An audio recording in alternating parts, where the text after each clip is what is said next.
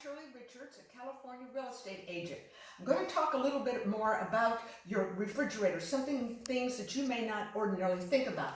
Now, normally we don't have money with our refrigerator, but I put this here purposely so you could check and see if in your refrigerator you have a really tight seal. If so, this dollar bill is going to stay pretty intact and do the job that the seal is supposed to do around a refrigerator.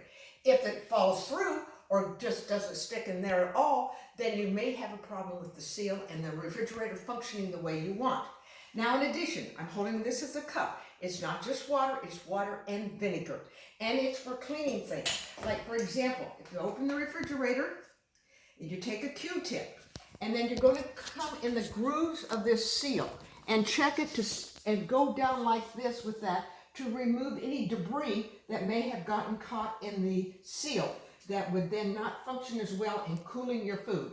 So that's another thing to do. And then finally, another thing to do, still with vinegar and water, is this area over here if you have this kind of device.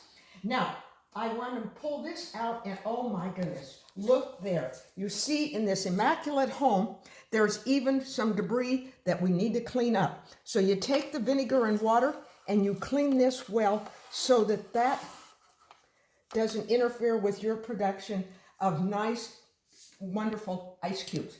Then also, you will take your brush, this is an old toothbrush, and you take the vinegar and water and also clean this area here where the water comes out or where ice cubes come out, because you want to always have good quality water to drink and ice cubes to enjoy that are not full of dust or some kind of clutter.